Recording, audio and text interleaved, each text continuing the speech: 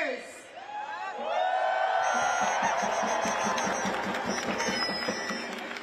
And we are here in the heart of the empire because we know that the U.S. is complicit in this genocide and this ongoing escalation in the region. We know that the U.S. and the ruling classes have made the word ceasefire empty of meaning without actually committing to an arms embargo. But this, an arms embargo is a demand that we will not rest until we get. And not only will we demand an arms embargo, but we demand an end to the ongoing siege on Gaza and for freedom of all our political prisoners and for the liberation of Palestine in its entirety from the river to the sea.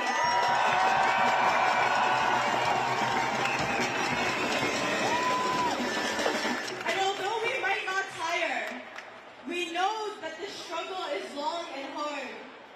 And we know that the bloodshed is immense. We don't know the exact martyr count, but it's at minimum 189,000 people.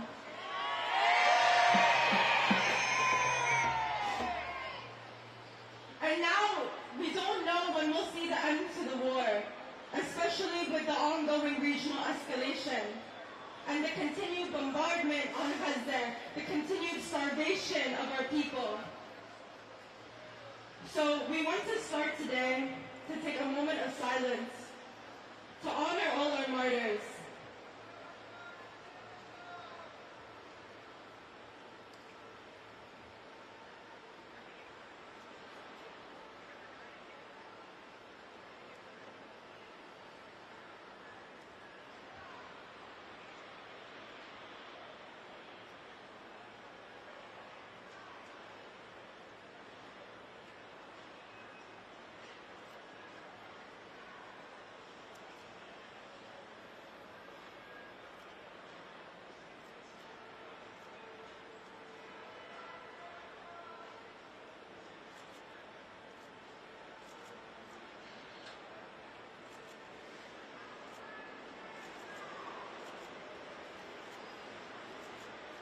Thank you. Viva, viva Palestina! Viva, viva Palestina! Viva, viva Palestina! Viva, viva Palestina! Viva, viva Palestina! Viva, viva Palestina! We will honor all our martyrs! We will honor all our martyrs! All our fathers, sons, and daughters! All our fathers, sons, and daughters! We will honor all our martyrs! We will honor all our martyrs! All our fathers, sons, and daughters! All our fathers, sons, and daughters! We will honor all our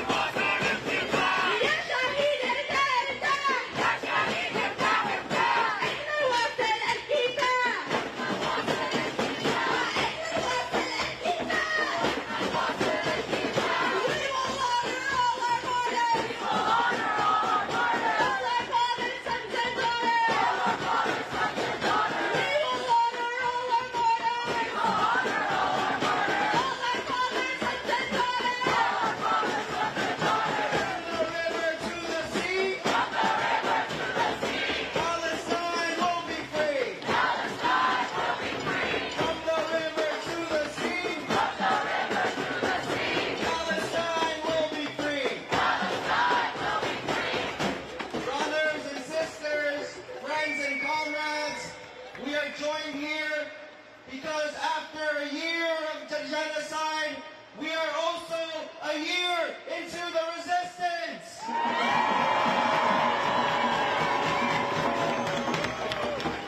The Palestinian people, the people of Gaza, have shown us what steadfastness means, what samud means. They have shown us that despite the genocidal onslaught of the Zionist state of Israel, that they will not give up their lands, They will not give up their people. They will not give up on Palestine.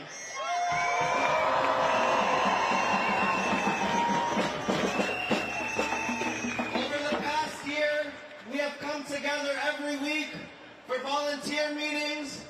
We have shown up for rallies and protests. We have shown up when the cops have arrested us at jail support to support our comrades. We have been out, we have met community, we have been in struggle together, and I am honored to introduce this next comrade from the Palestinian Youth Movement. This organization has shown us what it means to be steadfast, what it means to be in struggle.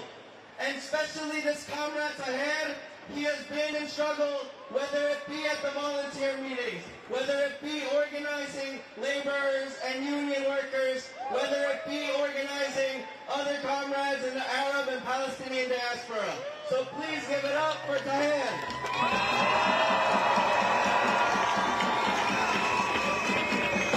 1 year! We stand here today in New York City at 1 year of genocide and 1 year of resistance. Since 1948, the United States and Israeli plan for our people and our region has been clear. Total annihilation and total subjugation of all Arab peoples. Shame! When Biden and Netanyahu speak of peace, when they speak of a new Middle East, when they speak of prosperity and economic cooperation, this is what they speak of. And when Netanyahu elegantly, last September 2023, right before October 7th, stood at the UN General Assembly and showed a map of the world, of the Middle East, with no mention of Palestine and no mention of Palestinians, this is what he's talking about. Genocide. Netanyahu, Biden, the Israelis and the Americans, they thought they were close. They thought they were just a razor edge away from normalization agreements with powerful Arab states that would end this cause, that would solve the Palestinian people and our struggle.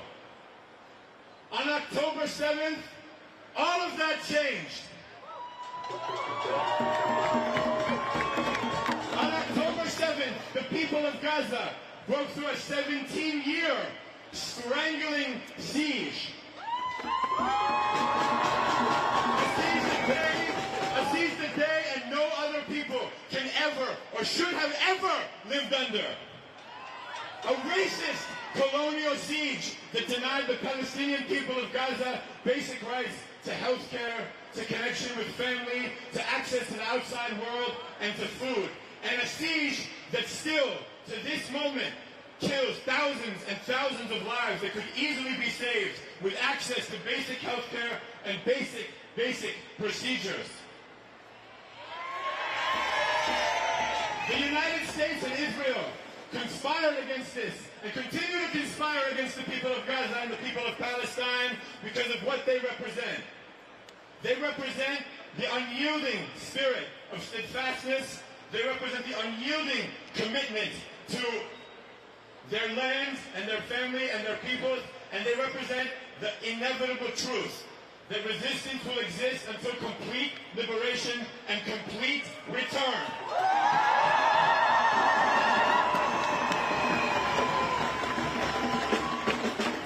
The Americans and the Israelis know this. They understand this. It's evident in every single reaction they have, every single bomb dropped and every single massacre. And it humiliates them. Out of humiliation, they massacre innocent women, children, and people. Out of humiliation, they expand into further lands. They commit, because they are humiliated, the greatest crime that our generation has ever seen. They have martyred 189,000 plus Palestinians in Gaza. They have destroyed nearly all medical infrastructure. They have left generations and generations of children without access to basic rights of health care, of family robbed of their parents, who have been slaughtered and who have joined the more than 10,000 Palestinian political prisoners kidnapped from their loved ones. 90% of Gazans have been displaced at least once, many more than that. Every displacement and every falsely claimed safe zone, they're met with more bombs and more U.S. and Israeli slaughter. As we gather today here, we know that Israel takes the same tactic and the U.S. take the same tactic and expand, digging their claws deeper into the West Bank, into all of Palestine, and crucially and shamefully into Lebanon. In the past week alone in Lebanon, 1 million Lebanese have been displaced. Thousands more have ascended to martyrdom. As is the case in Palestine, Israel and the United States respond to the Lebanese with this brutality because of one simple fact. The Lebanese have refused to leave Gaza by itself. They have refused to stop fighting for Gaza. So, the arrogant, colonial, imperial Americans and Israelis respond with the only thing that they know how to do: destruction and slaughter. Slaughter, a genocide and destruction that has been funded by the United States to the tune of more than $38 billion, that has been supported through propaganda through every single major corporate news outlet, that has received direct political and military support since the day that Biden, early in October, joined the Israeli war cabinet and announced that he would be fighting for the home team.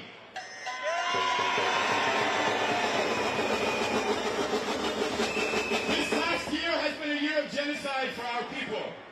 We have witnessed unthinkable crime after unthinkable crime. Rebuilding and recovery will take decades. Still, our people in Gaza remain steadfast. In Lebanon, we remain steadfast. In the broader region, we remain steadfast. Every day, resistance grows, motivated by uncompromising love for our people and for the liberation of our lands, a fact we know that is inevitable, and a U.S.-Israeli defeat we know is inevitable. Every day that these massacres proceed and they fail to achieve a political or economic victory is a humiliation for them. As we, in the diaspora, enter the second year of this struggle against this genocide, and as we see a second year of resistance upon us, we know that we too must be uncompromising. We too must be steadfast in our role. We must continue, as we have done every single week since October, to be in the streets, to organize our neighborhoods, our workplaces, our communities, our families, our mosques, our churches. Every single social institution has been touched by Palestine, and we will continue to bring every single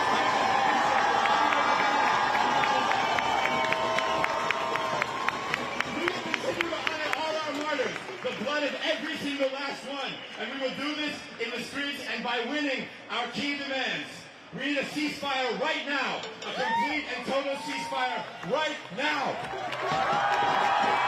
We need a true people's arms embargo. All arms must be embargoed to Israel. We need every single Palestinian prisoner who's been kidnapped by the Israeli entity returned home. And most of all, we need a free Palestine united from the river to the sea. From the river to the sea. From the river to the sea. Palestine will be free. Palestine will be free. From the sea to the river. From the sea to the river. Palestine will live forever. Palestine will live forever. Palestine will live forever. Palestine will live forever. Palestine will live forever. Palestine will live forever.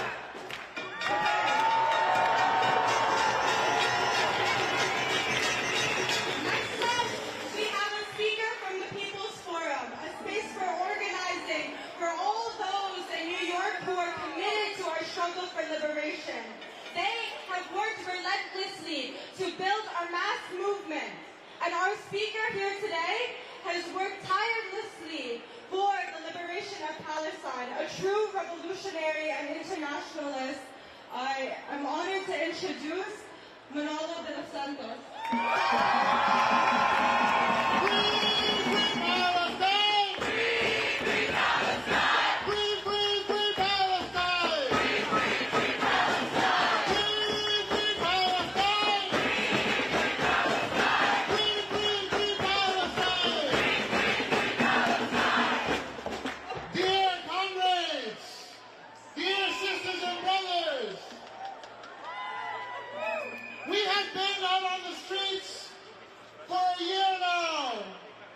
But we know very well where the struggle begins.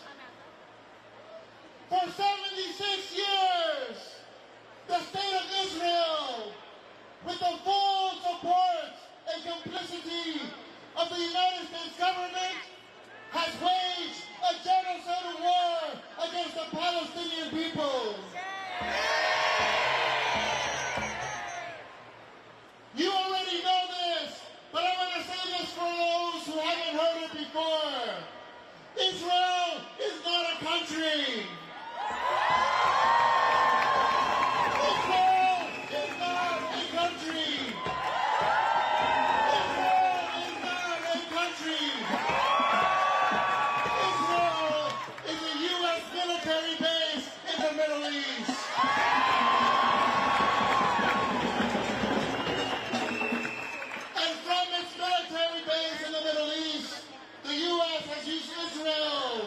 As the launching pad for all of its imperialist interventions in the Middle East.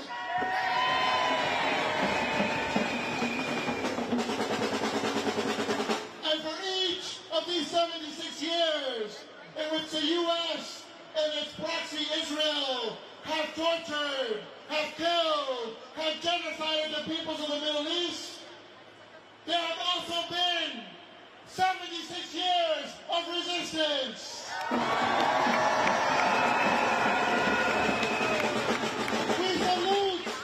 We salute the glorious resistance of the people of Yemen,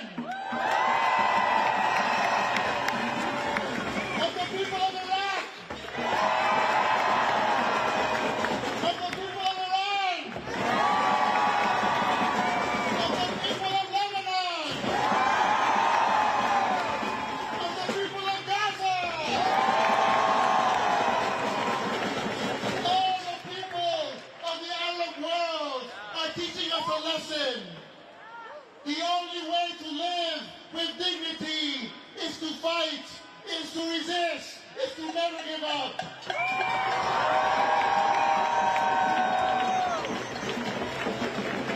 And that is a lesson that we've had to learn right here in the streets of New York City for a year now.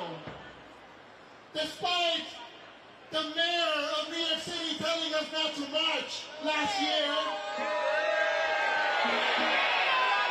despite Governor Hochul telling us not to march last year,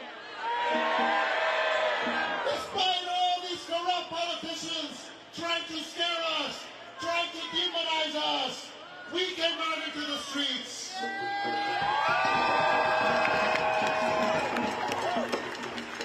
1 year ago, we were right here, doing the impossible, doing what no one thought was the right thing. But history has proven us right. On October 7th, the Palestinian people broke out of the concentration camp.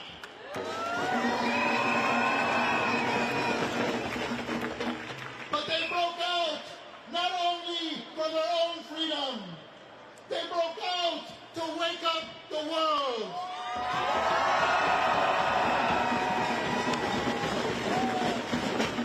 They delivered a burning message to all our hearts and all our minds. The world has to rise up to fight back against U.S. imperialism.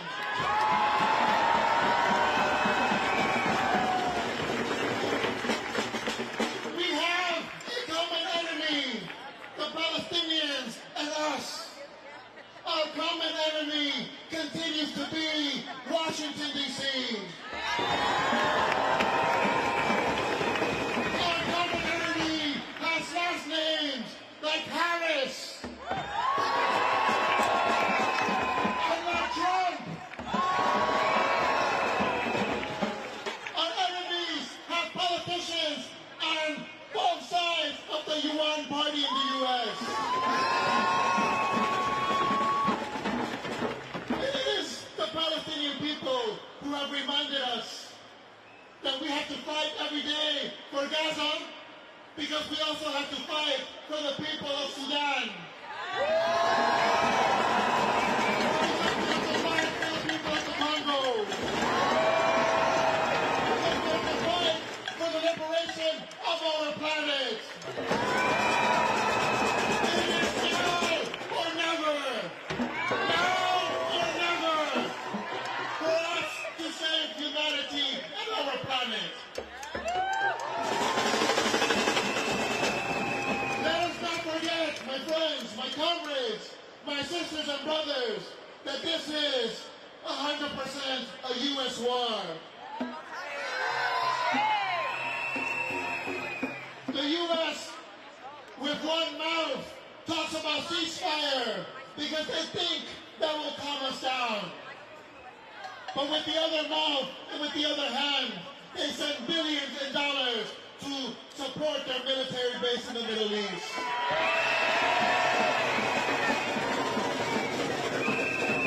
The U.S. with one mouth and one hand wants to call the Lebanese to surrender and de-escalate. And with the other hand, they send 2,000-pound bombs to kill our brothers and sisters in Lebanon. With one hand, they want to send food to the people of Gaza. And with the other hand, they send the bombs that kill the hungry people of Gaza. So we know the truth now. They have no mask for which they can hide. We know the U.S. government is guilty. Guilty of crimes against humanity. Guilty of war crimes. But it's up to us to stop them.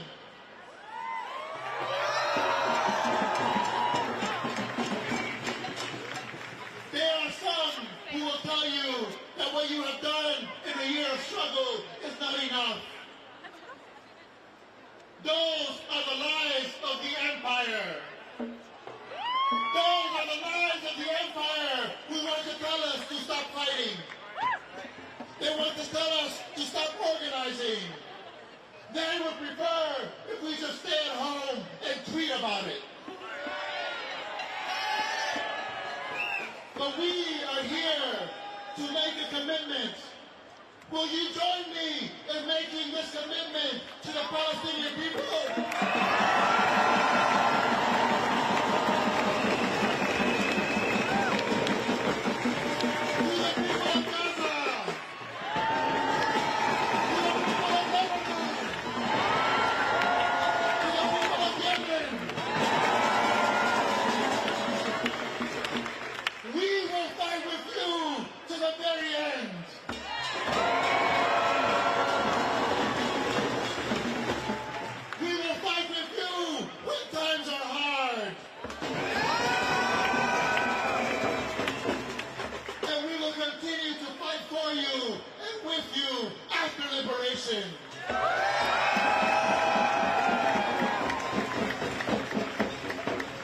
Because we know in our hearts, but we also know with facts that imperialism, that Israel, that Washington can kill, they can throw bombs, they can commit genocide, but they will never be able to win.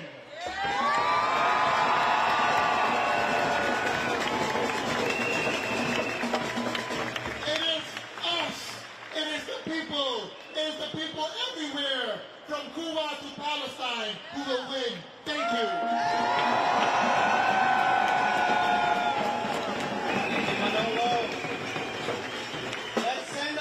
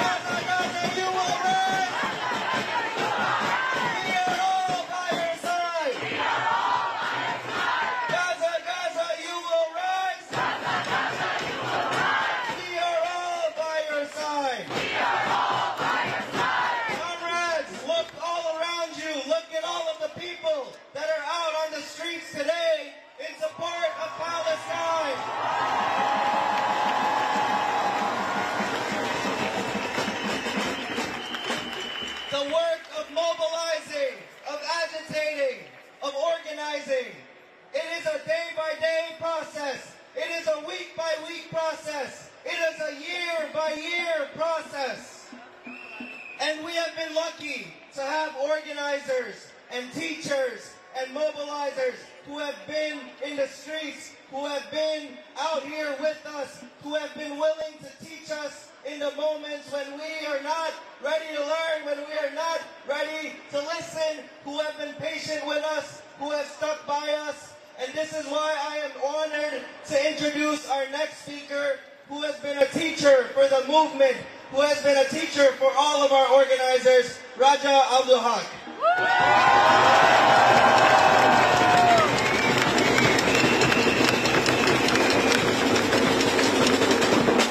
Thank you. Assalamu alaikum.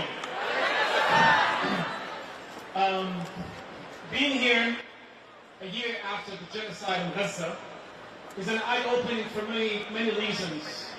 Of course, as a Palestinian, I'm appreciative of the people that come out to the streets 1 year after the genocide has taken place. As an organizer who in the past used to do rallies and protests, I was never doing this amazing job like these organizers of bringing so much more people that I was able to bring in the past.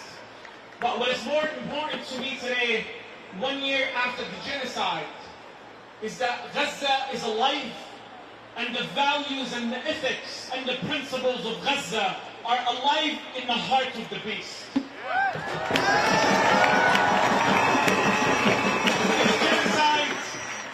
This genocide and the mass murder of our people in Gaza, this ethnic cleansing of Palestinians in Gaza, it's not incidental. It's not an isolated event in history. It's not a revenge of the Zionist killing machine for the act of the resistance that the people of Gaza did in October 7. This is a systematic process taken outside of the colonial archive of how to subjugate the people of the global south. This mass killing, this destruction, this elimination of everything that lives in Gaza, anything that breathes, anything that walks, is a systematic process to eliminate the spirit of resistance. Whereas people like to make Netanyahu the face of evil, he's only one person of the whole machine that is behind him. A colonial imperialist machine that has been committing genocide against our people since 1492.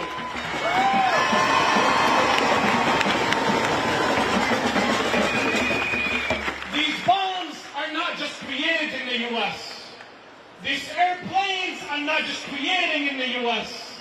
The strategies and the tactics of where and when and what to throw our people is organized and planned and studied in the U.S. and the rest of European powers.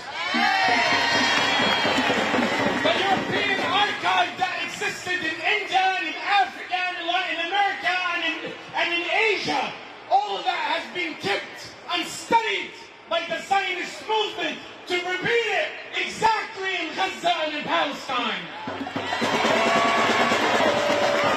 Since 1492, and Western colonial powers have been inventing means and ways to massacre our people, to force them to surrender to their way of life, to force them to see European enlightenment as the only way for them to survive.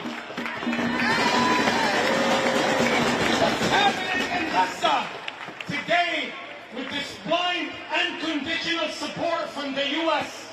and from the rest of the colonial powers, it's not just a war between a settler colonial project and indigenous people of that land. This is a war between evil ideologies and good in the global south. The people of Gaza today, and I'm not trying to romanticize our people in Gaza because it's unfair for them, but it also exonerates us and removes and strips any sense of responsibility that we owe to ourselves to protect these people. But the people of Gaza did not choose to be born in Palestine. They did not choose their colonizers. They did not tell the European powers, export your Jewish population to fix your problem at our expense by colonizing our land. However, the people of Gaza were given two choices: surrender to evil or fight for your life. And we know over 350 days that the people of Gaza has chosen to live and die in dignity.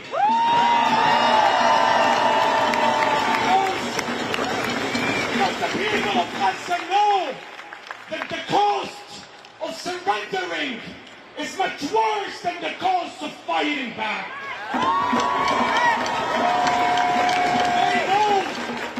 They know that the destruction of their homes, the destruction of their churches and mosques, the elimination of their children and women is not as worse as the stripping of their dignity, the destruction of their homeland, and the surrender to European and American imperialism.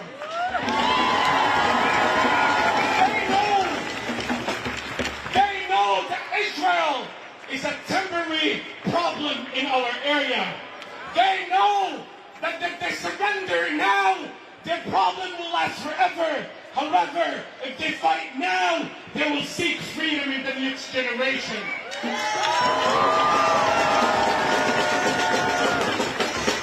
When we talk about European and American support to this settler colonial project, this genocidal regime, this project that aims to eliminate the natives of that region and in that homeland of Palestine, we have to understand that, as I mentioned before, that the people of Gaza did not choose to fight. They had no option but to fight. But they're not only fighting Israeli occupation, Israeli colonialism, and Israeli oppression. They are fighting world greed. They're fighting against capitalism. They're fighting against mass production. They're fighting against exploitation of our resources. They're fighting against the destruction of Africa with the scramble of resources. They're fighting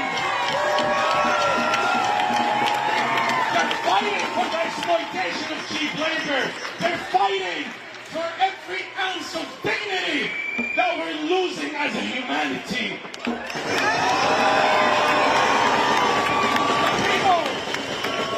The people of Gaza know, and they recognize that they are at the center, the epicenter of the world attack on human dignity.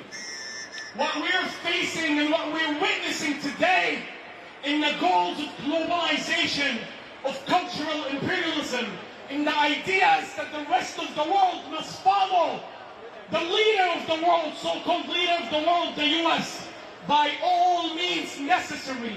Meaning that the people of Gaza understand that if they lose this battle, they will be the last standing opposition to capitalism. They understand that their fight is not just occupation, because Israel is supported by the West as a client state. Israel in itself is a necessity for the colonial powers after leaving our homelands to maintain their hegemony in the region. The U.S. is using anti-Semitism and so-called self-defense of Israel to maintain its military bases in the region, to continue its hegemony and to continue its imperialism in our region.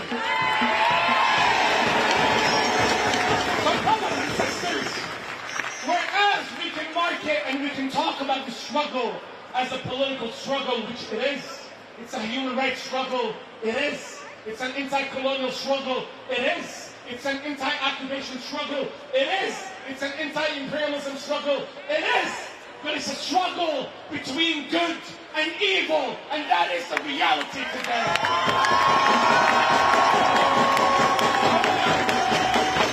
And I want to remind you that the people of Gaza know this very clearly. The shrewdness that they have in understanding the struggle is unmatched.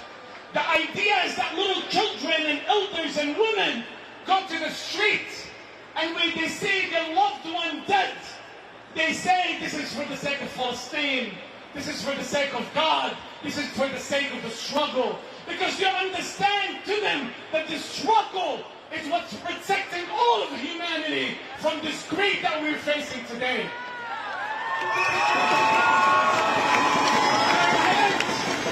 And I want to end by saying that Netanyahu has made it clear since day one that this is not just a fight against Hamas and resistance. He bluntly said that I'm going to be repeating what the so-called allies did in Japan and Germany, which is the so-called de-radicalization and cultural change in the region. And this reminds us of the 19th century ethos of colonialism and imperialism and racism and Orientalism, that brown people need to be civilized and the white man has to solve our problem against our will. And the people of Gaza know this very well. And this is why they're risking everything for the sake of humanity. So I want to tell you and tell myself that we're not here to only stand up with Gaza. Gaza is fighting our battle. We have to fight our own battle to disrupt the empire and stop and force the empire from continuing the genocide of Gaza and from continuing to fight against human dignity in order for the capitalist system to succeed at the cost of human dignity. And thank you so much.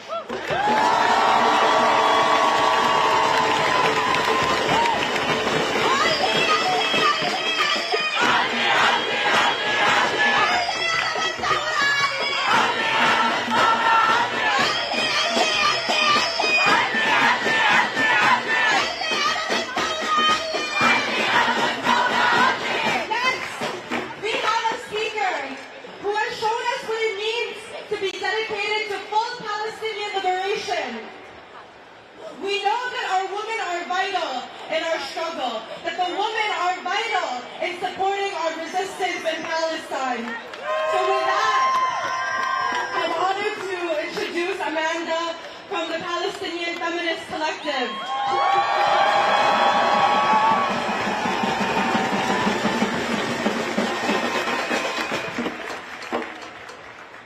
It has been 1 year of brutal genocide, where as many as 200,000 Palestinians and thousands of Lebanese have been martyred by the U.S.-backed and funded Zionist regime. Today we stand together once again in our collective rage, mourning, and solidarity with our kin in Gaza, the West Bank, Lebanon, Syria, Yemen, and across the globe. For an entire year, we have forced the world to reckon with its role in the genocide of the Palestinian people. We have taken to the streets and we have mobilized to create a crisis for the imperialist powers of the world. We have witnessed the green light for the slaughter of our people, and today we stand here in our steadfastness, committed to liberation. As Palestinian feminists, we scream in our unified rage that says no to imperialism, no to Zionism, no to further Zionist expansionism now setting its eyes on Lebanon, and no to the ongoing genocide against our people. What we are witnessing is not only an attack on our region, it's a deeply anti-feminist assault on Palestinian and Arab society aimed at erasing our generational ties, our futures, and our resistance. Palestinians are struggling at the oppressive intersections of settler colonialism, imperialism,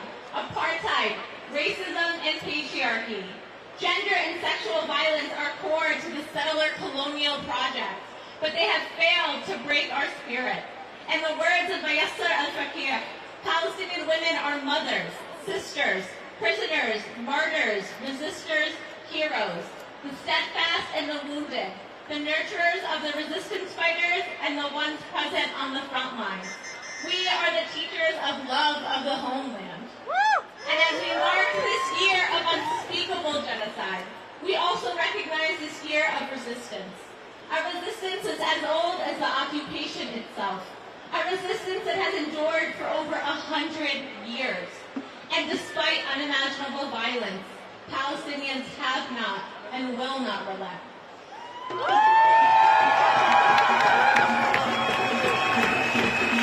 We resist through our survival, through our memory, through the unwavering belief in our right to live with dignity and freedom on our ancestral lands.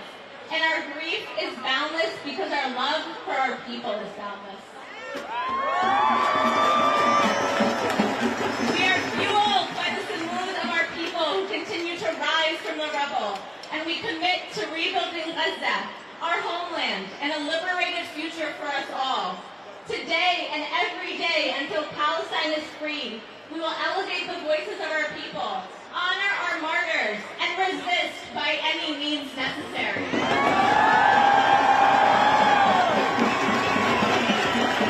We will honor all our martyrs.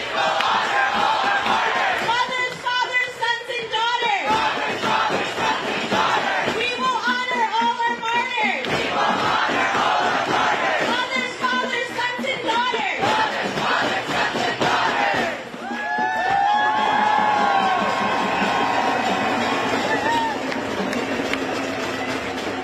From Haiti to Palestine,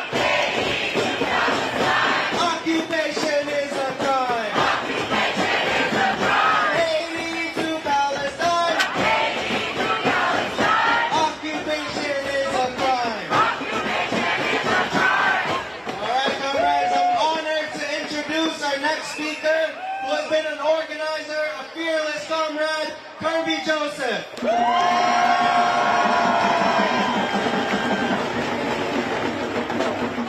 How are we doing? I said, how are you doing? If you say free Palestine, you have to say free the Congo. If you say free Palestine, you have to say free Sudan. If you say free Palestine, you have to say free Lebanon. And if you say free Palestine, then you damn sure have to say free Haiti.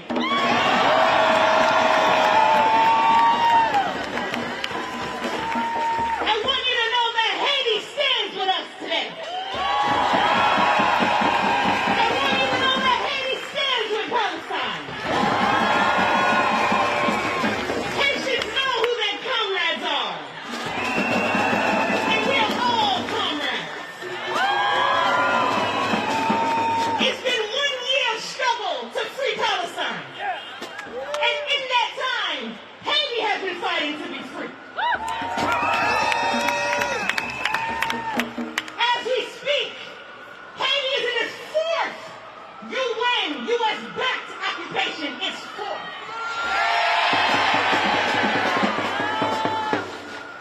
Is that okay? Is that all right? Is that okay? Haiti has been fighting to be free since 1804. Haitians have been putting their bodies on the line against imperialism since 1804. And the struggle continues today. Can we agree on that? Can we agree on that? I don't know how many of you heard from Mr. Trump during the debates. I don't know what y'all heard. But the same racist, xenophobic rhetoric that this system spews about Haitians is the same rhetoric that they spew about Palestinians. Because when you dare to be free, they label us. When we dare to be free,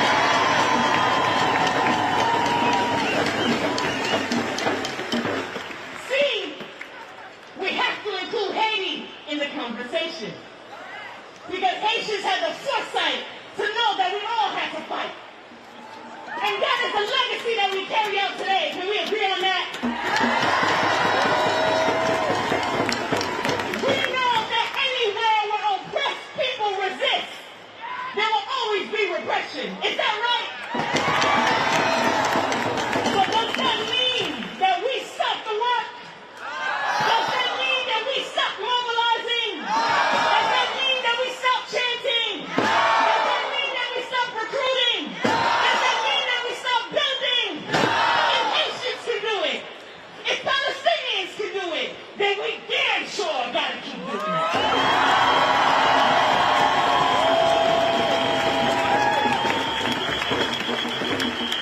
As long as Palestine still fights, we gotta fight. As long as Lebanon still fights, we gotta fight. As long as Haiti still fights, we gotta fight. We have to fight until every link in this imperialist chain is broken.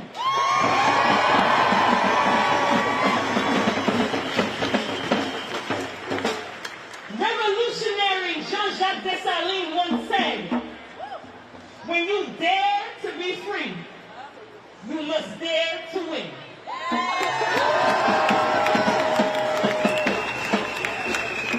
Are we on the winning team? Are we on the winning team? Because I'm here to stand with international winners. Is that who I'm standing with right now? And the only way that we can win is to include all our oppressed comrades. Because together, we will win.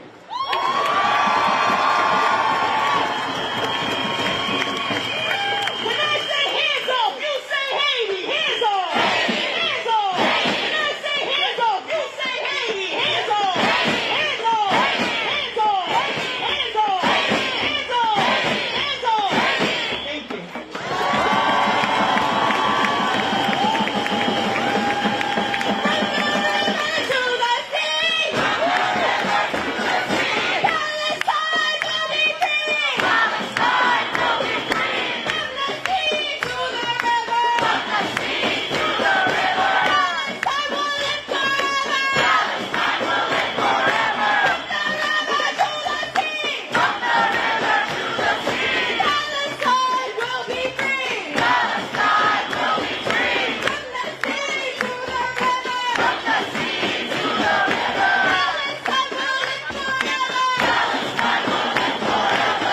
The next organization represents our communal duty to fight against oppression and injustice. Hannah is the political youth director of the Muslim American Society of Brooklyn.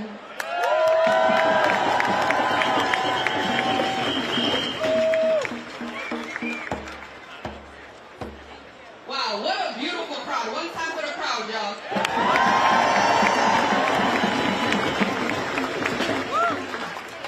Bismillah, wa salatu wa salam ala Rasulillah. Assalamu alaikum wa rahmatullahi wa barakatuh. Peace and blessings to everybody who has gathered here today to stand against the oppression of our brothers and sisters in Palestine. Brothers and sisters, it has now been 1 year since the genocide in Gaza began. 1 year plus 76 of unrelenting brutality, of bloodshed, and of unimaginable suffering of our people in Palestine.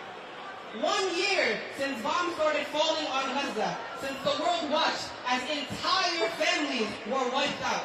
And we find ourselves in the same situation, still watching, still witnessing the genocide. But it has also been a year of steadfast resistance, of faith that refuses to be extinguished.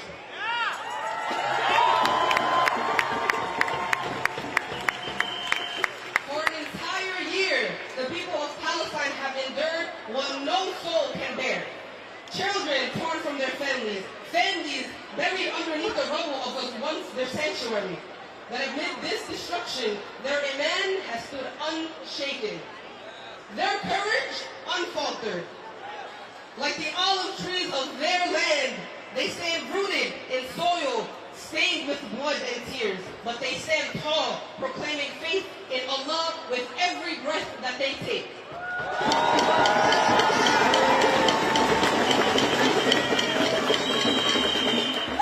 How can we, all of us standing here, Muslim, non-Muslim, have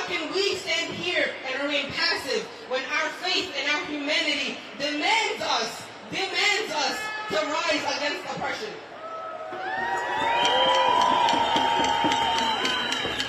We cannot stand as mere spectators to this genocide any longer. Our prophet left us with the words of the believers are like one body. When any part of the body aches, the whole body responds with sicknesses and fever. And at this point, a year has passed and Palestine is not just aching. They're not an aching body, they're bleeding out